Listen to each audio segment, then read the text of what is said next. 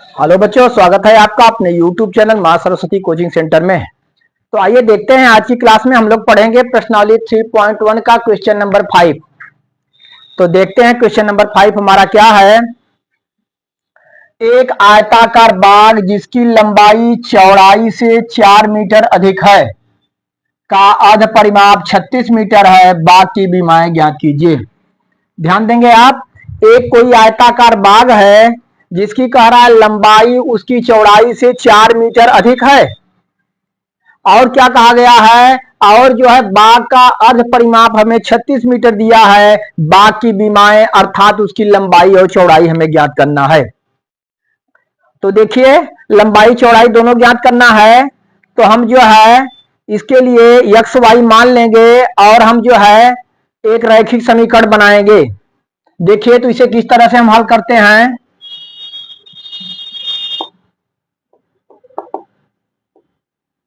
जरा ध्यान देंगे, हम मान लेंगे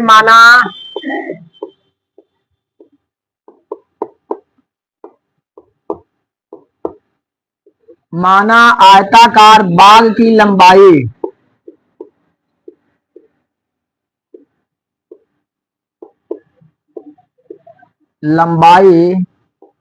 x मीटर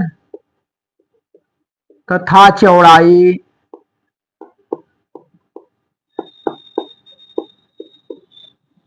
y मीटर है। हम मान लिए कि जो है आयताकार बाग की जो है लंबाई x मीटर और चौड़ाई क्या है, y मीटर है। इसे हम दो चरों वाला रैखिक समीकरण बनाएंगे युग्म, और उससे हम हल करेंगे। तो हमें देख दिया गया है बाग की लंबाई चौड़ाई से 4 मीटर अधिक है। देखिए, प्रथम शर्त के अनुसार हम देखेंगे लंबाई x मीटर है, चौड़ाई y मीटर है। ध्यान देंगे, लंबाई x मीटर, चौड़ाई y मीटर है। इसमें कहा गया लंबाई चौड़ाई से 4 मीटर अधिक है। x जो है y से 4 अधिक है। यदि हम y में 4 जोड़ देते हैं अर्थात चौड़ाई में 4 जोड़ देते हैं, दोनों आपस में क्या हो जाते हैं, बराबर हो जाते हैं। अर्थात हमें जो है समीकरण प्राप्त हुआ x बराबर 4y। क्या प्राप्त हुआ, x बराबर 4y। ठीक ना। देखिए, या इसे हम इस तरह से भी लिख सकते हैं, x माइनस इधर करेंगे y बराबर 4, समीकरण नंबर 1। इस तरह से हमें समीकरण नंबर 1 प्राप्त हुआ। दूसरा क्या कहा है, बाग का अर्ध परिमाप 36 मीटर है। बाग का अर्ध परिमाप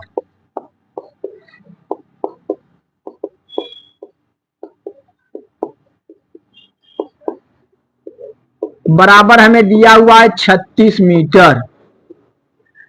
चूंकि बाग आयताकार है, हम जानते हैं आयत का परिमाप क्या होता है। आयत का परिमाप होता है दो ब्रैकेट में लंबाई प्लस चौड़ाई, दो ब्रैकेट में लंबाई प्लस चौड़ाई आयत का परिमाप होता है। लेकिन अगर हमसे अर्ध परिमाप पूछ लिया गया तो अर्ध परिमाप अर्थात इसका आधा, तो हम दो लंबाई प्लस चौड़ाई में 2 से भाग दे देंगे। अगर 2 से भाग दे रहे हैं, दो 2 से डिवाइड, अर्थात अर्ध परिमाप हमें निकल के आया लंबाई प्लस चौड़ाई। ध्यान देंगे इधर, आयत का परिमाप दो ब्रैकेट में लंबाई प्लस चौड़ाई होता है। यहाँ अर्ध परिमाप कहा है, तो अर्ध परिमाप यानी इसमें जो है हम 2 से भाग देंगे तो हमें अर्ध परिमाप प्राप्त हो जाएगा।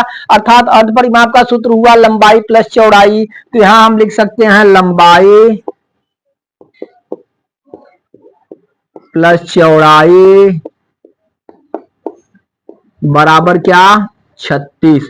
और लंबाई हम क्या मान चुके हैं, x, और चौड़ाई माने हैं y बराबर 36। समीकरण नंबर क्या हमें प्राप्त हुआ, 2। इस तरह से हम देखते हैं कि दो हमें रैखिक समीकरण दो रैखिक समीकरण प्राप्त हुए। ठीक ना। अब हमें इन x और y का मान ज्ञात करना है, तो वही जो है आयत की लंबाई या चौड़ाई का मान हमें प्राप्त हो जाएगा। चलिए, तो यहाँ दूसरा समीकरण x प्लस वाई बराबर 36 है। इसे प्रतिस्थापन विधि द्वारा ही हम हल कर ले रहे हैं। तो यहाँ पे देखिए x बराबर वाई धन 4 था, तो x का मान इसमें हम रख दें। हम लिख सकते हैं यहाँ x का मान समीकरण 2 में रखने पर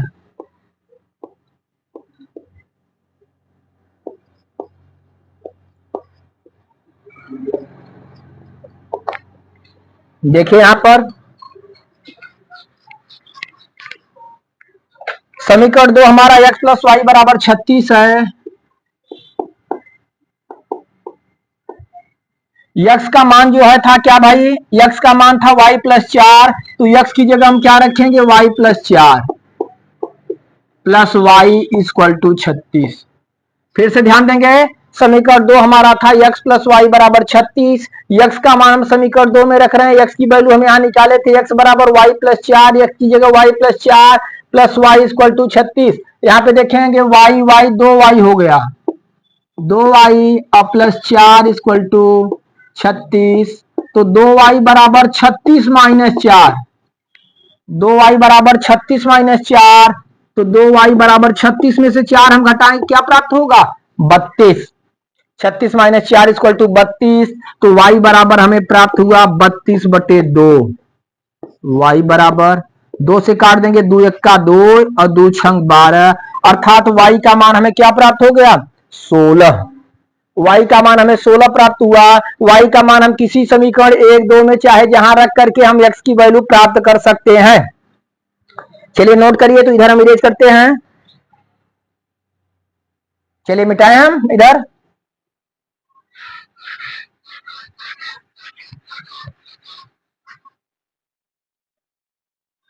हम लिखेंगे यहां y का मान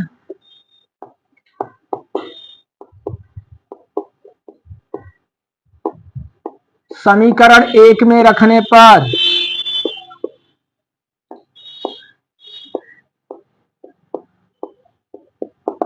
y का मान हम समीकरण 1 में रखेंगे। समीकरण 1 हमारा था x माइनस वाई बराबर 4, क्या था x माइनस वाई बराबर 4, तो हम y की जगह जो है उसका मान रखेंगे 16, तो हमें x की वैल्यू प्राप्त होगी। तो हम यहाँ लिख सकते हैं x माइनस वाई की जगह 16 बराबर 4, तो x बराबर 4, इसे उस तरफ दाहिनी तरफ भेजेंगे, x यहाँ ऋणात्मक है उसमें उधर धनात्मक हो जाएगा, धन 16, तो x बराबर हमें 16 4 20 प्राप्त हुआ।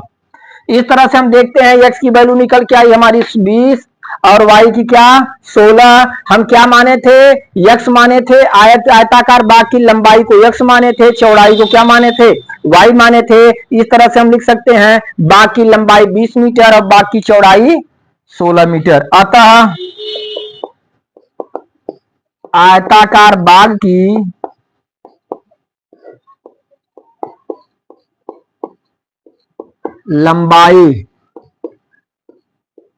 लंबाई कितना भाई, लंबाई x माने थे, लंबाई क्या माने थे x मीटर, x का मान 20 बराबर 20 मीटर, क्या प्राप्त हुआ हमें 20 मीटर, तथा बाग की चौड़ाई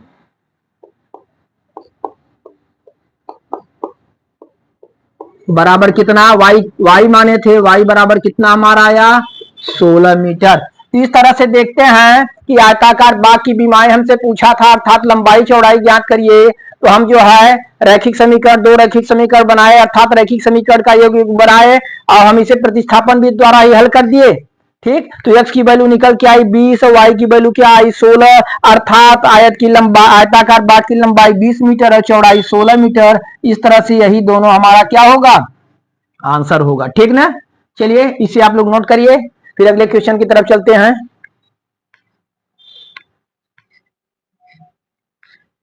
आइए बच्चों देखते हैं अगला क्वेश्चन, क्वेश्चन नंबर 6। एक रैखिक समीकरण 2x प्लस 3y माइनस 8 बराबर 0 दी गई है। दो चरों में एक ऐसी और रैखिक समीकरण लिखिए ताकि प्राप्त युग का ज्यामितीय निरूपण जैसा कि प्रतिच्छेद करती रेखाएं हो, समांतर रेखाएं हो, समपाती रेखाएं हो। जरा ध्यान दीजिए, एक रैखिक समीकरण हमें दिया है, दो चरों में एक रैखिक समीकरण हमें दिया है 2x प्लस 3y माइनस 8 बराबर 0। पहला हमें समीकरण दे दिया है रैखिक समीकरण, ये कह रहा है एक और ऐसा समीकरण लिखिए जिससे अगर इन दोनों को लिया जाए तो रेखाएं परस्पर प्रतिच्छेद करें, और एक ऐसा जो है रैखिक समीकरण लिख दीजिए जिससे जो है ई और ओ समीकरण लिया जाए तो रेखाएं परस्पर समांतर हो। और फिर कहा एक और जो है ऐसा रैखिक समीकरण लिखिए जिसके लिए पहला और वो समीकरण लिया जाए तो रेखाएं परस्पर क्या हो, समपाती हो। अर्थात हमें जो है ऐसे 3 रैखिक समीकरण लिखने हैं जिससे जो है इसका जो है युग्म बने तो वे रेखाएं आपस में क्या हो, या तो प्रतिच्छेद करती हो, या समांतर हो, या समपाती हो। तीनों 3 कंडीशन हमें बनाना है। तो चलिए, जैसा कि हम जानते हैं, हम आप लोगों को बता चुके हैं, पहला कंडीशन हमारा है यदि जो है यदि A1 बटा A2 बराबर नहीं B1 बटा B2 के, तो रेखाएं क्या होगी, रेखाएं प्रतिच्छेद करेंगी। रेखाएं क्या करेंगी, रेखाएं प्रतिच्छेद करेंगी। दूसरा क्या था, जरा ध्यान देंगे, समांतर के लिए यदि A1 बटा A2 बराबर B1 बटा B2 और बराबर नहीं C1 बटा C2 के, तो रेखाएं क्या होंगी भाई, रेखाएं समांतर होंगी। और तीसरा कंडीशन आपको हम बताए थे, तीसरा फार्मूला A1 बटा A2 बराबर B1 बटा B2 बराबर C1 बटा C2, तो रेखाएं क्या होंगी, तो रेखाएं समपाती होंगी।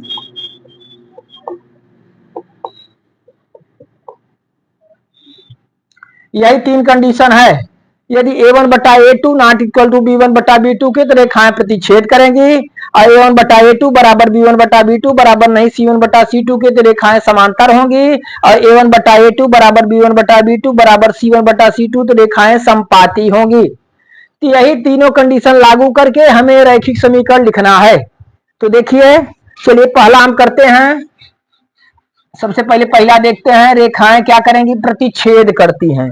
रेखाएं प्रतिच्छेद करती हैं, इसके लिए समीकरण पहला हमें दिया हुआ है 2x प्लस 3y माइनस 8 बराबर 0। समीकरण 1 दिया है। एक और ऐसा समीकरण हमें लिखना है कि अगर इन दोनों में अनुपातों A1 बटा A2 B1 बटा B2 और C1 बटा C2 की तुलना करे तो रेखाएं एक दूसरे को प्रतिच्छेद करती हों, ऐसा हो। चलिए देखिए जरा सा, यहां पे यदि हम देखते हैं तो A1 की वैल्यू हमें क्या प्राप्त है, A1 बराबर हमें मालूम है A1 बराबर 2, और B1 क्या मालूम है, B1 बराबर 3 और C1 बराबर माइनस 8। जरा ध्यान देंगे आप, A1 B1 C1 की वैल्यू मालूम है। रेखाएं प्रतिच्छेद करती हैं, जब प्रतिच्छेद करेंगी तो A1 बटा A2 B1 बटा B2 के बराबर नहीं होना चाहिए। अर्थात A1 बटा A2 का आप जो मान निकालेंगे वो B1 बटा B2 के मान के बराबर नहीं होना चाहिए, तभी जो है ये कंडीशन लागू होगा। देखिए यहां A1 बटे A2 जरा ध्यान देंगे, A1 का मान 2 है, A1 का मान कितना है, 2 है। और यहां पे देखिए B1 का मान हमें क्या दिया हुआ है, B1 का मान हमें 3 प्राप्त है। हम ऐसा नीचे जो है एक समीकरण ऐसा लिखेंगे, A2 का ऐसा मान आए A2 B2 का जिससे दोनों आपस में बराबर न हो। हम यदि यहां पे रख दें 2 बटे 3, अर्थात A2 का मान 3, और यहां B1 3 है तो B2 बराबर यदि हम रख दें 2, ध्यान देंगे A1 हमारा 2 मालूम था, A2 की जगह 3 रखे, A1 बटे A2 हमारा आया 2 बटे 3।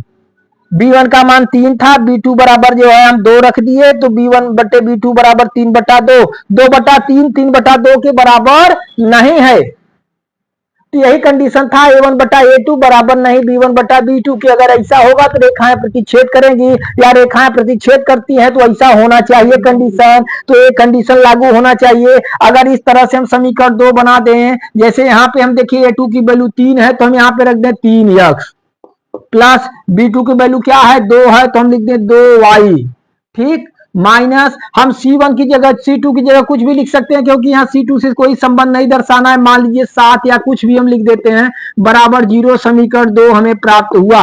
अब आप ध्यान देंगे, अगर हम A1 बटा A2 की वैल्यू निकाल रहे हैं तो 2 बटा 3, और B1 बटे B2 की वैल्यू निकाल रहे हैं तो सॉरी A1/A2 का 2/3 और B1/B2 का 3/2, ये दोनों में आप दोनों आपस में बराबर नहीं है। तो इस तरह से अगर आपस में बराबर नहीं तो रेखाएं प्रतिच्छेद करेंगी, अर्थात रेखाएं जो है प्रतिच्छेद करती हों। इसके लिए एक समीकरण हमें प्राप्त था, दूसरा समीकरण हम लिखे 3x + 2y - 7 बराबर 0, समीकरण 2। तो अगर इस तरह से हम लिख दिए तो ये दूसरा समीकरण लिखा रहा था। एक और ऐसा समीकरण दीजिए, हम दूसरा समीकरण लिखे और ऐसा समीकरण लिखे कि अगर आप जो है देखेंगे तो ये दोनों रेखाएं एक दूसरे को क्या करेंगी, प्रतिच्छेद करेंगी।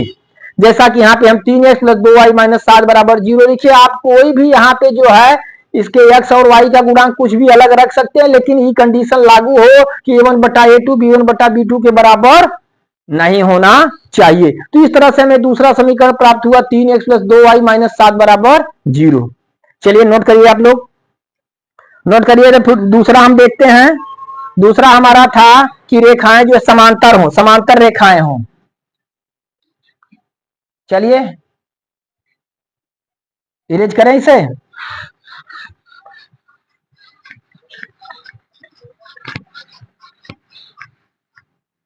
दूसरा था हमारा समांतर रेखाएं हों।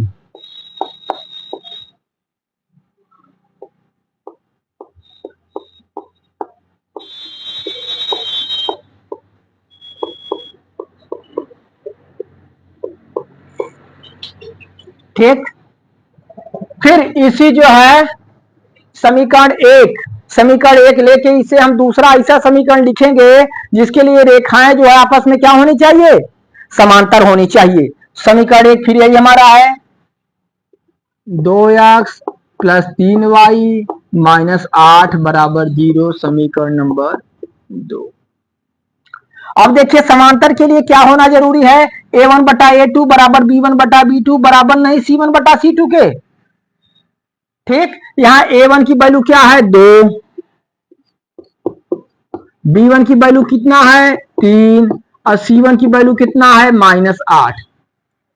अब जरा ध्यान देंगे, हम ऐसा करें A1/A2 B1/B2 की वैल्यू हमें जो है बराबर मिले। मान लीजिए A1/A2 है, यहाँ पे 2 है, यहाँ पे यदि हम 4 कर दे रहे हैं A1/A2, हम यहाँ पे A2 का मान 4 रख रहे हैं, जिसे काट देंगे 2 1 का 2, 2 दूना 4 अर्थात 1/2 आया। तो हम जो है B1/B2 में भी B2 का ऐसा मान लें कि 1/2 आए। तो हम देख रहे हैं कि अगर यहाँ पे हम 6 लिख दे रहे हैं, जरा ध्यान देंगे, यहाँ पे यदि हम 6 लिख दे रहे हैं तो 3 1 का 3, 3 दूना 6, 1/2 हमें प्राप्त हो गया। अर्थात जो है A1/A2 बराबर 1/2 और B1/B2 भी 1/2, यानी A1/A2 बराबर B1/B2। अब C1/C2 बराबर नहीं होना चाहिए। यहाँ C1 हमें मालूम है कितना, C1/C2 हम देखेंगे C1 -8 मालूम है। तो ऐसा रख दें कि 1/2 न आए तो हम कुछ दूसरा 12 लिख देते हैं। अभी हम -16 लिखेंगे तो 8 1 8, 8 दूना 16, 1/2 आ जाएगा। तो ई वाला कंडीशन लागू नहीं होगा। तो हम ई लिख दे रहे हैं -8 था, -12 लिख दिए, 4 दूना 8, 4 तिहाई 12, 2/3 आ जा रहा है, जो 1/2 के बराबर नहीं है। इस तरह से हम देखते हैं कि हम A2 की जगह 4 रख सकते हैं, B2 की जगह 6 लिख सकते हैं और जो है C2 की जगह -12 लिख देंगे। तो ऐसा समीकरण यदि हम बनाएंगे तो जो है क्या होंगे, परस्पर समांतर होंगे। तो यहाँ पे हम लिखेंगे A2 की जगह क्या रखें हम 6 और A2 की जगह 4, तो हम लिख सकते हैं 4x प्लस B2 की जगह 6y माइनस, यहाँ पे देखिए C2 की जगह हम 12 लिखे हैं, -12 बराबर 0, समीकरण 2। तो इस तरह से एक दूसरा समीकरण हम ऐसा लिखे कि अगर हम A1/A2 B1/B2 और C1/C2 की तुलना करते हैं तो A1/A2 बराबर B1/B2 बराबर नहीं C1/C2 होता है। अगर ऐसा हो रहा है तो रेखाएं समांतर हैं। कहा था रेखाएं समांतर हों, तो ऐसा समीकरण लिखिए तो रेखाएं समांतर होंगी। हम इस तरह समीकरण लिख दिए कि दोनों का अनुपात, हम दोनों रैखिक समीकरणों का जो है यहाँ A1/A2 B1/B2 C1/C2 का अनुपात निकाल रहे हैं। तो रेखाएं क्या हो रही हैं आपस में, रेखाएं समांतर हो रही हैं। ठीक, चलिए नोट करिए इसे। देखते हैं तीसरा हमारा क्या था, इसमें समपाती रेखाएं हों।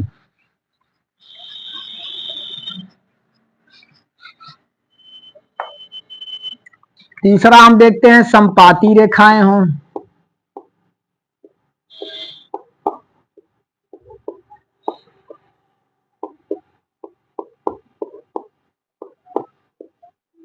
समीकरण एक हम ले लेते हैं, वही 2x प्लस 3y माइनस 8 बराबर 0। अब हमें एक ऐसा रैखिक समीकरण लिखना है दो चरों वाला, जिससे कि अगर जो है दोनों में a1 बटा a2 b1 बटा b2 और c1 बटा c2 की तुलना की जाए तो रेखाएं परस्पर क्या हो, संपाती हो। तो रेखाएं संपाती तब होगी जब a1 बटा a2 बराबर b1 बटा b2 बराबर c1 बटा c2 के होगा। चलिए तो हम देखते हैं a1 हमारा कितना है, a1 बराबर हमें मालूम है 2 और b1 मालूम है 3 और c1 मालूम है 8 माइनस 8। अब हम a1 बटा a2 करते हैं तो यहाँ a1 की वैल्यू 2 है, मान लीजिए a2 की जगह हम 4 लिख दिए, 2 1 का 2, 2 दूना 4, 1 बटा 2 मिला। अब इस तरह से हम जो है b2 या b2 भी और c2 इस तरह से रखेंगे तो कि b1 बटा b2 भी 1 बटा 2 आए और c1 बटा c2 भी 1 बटा 2 आए। तो हम लिखेंगे b1 बटा b2, b1 का मान 3, तो कितना रखें यहाँ पे 1 बटा 2 आए, b2 का मान 6 ले लें, 3 1 का 3, 3 दूना 6, इस तरह से 1 बटा 2। तो हम देख रहे हैं b1 बटा b2 की वैल्यू भी 1 बटा 2 आ गई। अब c1 बटा c2 भी हमारा उतना होना चाहिए। c1 बटा c2 हम देखते हैं, c1 बटा c2, c1 कितना है माइनस 8, तो हम यहाँ कितना लें कि नीचे 2 आए, यहाँ माइनस 16 ले लें तो 8 1 का 8, 8 दूना 16, 1 बटा 2 आ जाएगा, अर्थात c2 की जगह में क्या लेना होगा माइनस 16। इस तरह से देखते हैं कि a2 की वैल्यू हम 4 रखें, b2 की 6 रखें, c2 की माइनस 16 रखें, तो हमें जो है इस तरह से दूसरा रैखिक समीकरण प्राप्त हो जाता है। तो दूसरा रैखिक समीकरण हम क्या लिखेंगे, यहाँ पे लिखेंगे 4x plus 6y minus c2 का मान 16 बराबर 0, समीकरण नंबर 2। इस तरह से हम देखते हैं कि हम एक ऐसा समीकरण लिए 4x प्लस 6y माइनस 16 बराबर 0, हमें पहले से दिया था 2x प्लस 3y माइनस 8 बराबर 0। इनमें अनुपातों a1 बटा a2, b1 बटा b2 और c1 बटा c2 की आप तुलना करेंगे तो तीनों इक्वल होंगे, अर्थात तीनों इक्वल हैं, तो जैसा कि कहा है कि रेखाएं संपाती हैं। ठीक, तो इस तरह से देखते हैं बच्चों, हमारा क्वेश्चन नंबर 6 पूरा कंप्लीट हुआ। यहां तक आप लोग क्लियर करिएगा, फिर जो है अगली वीडियो में हम आप लोगों को अगला क्वेश्चन बताएंगे।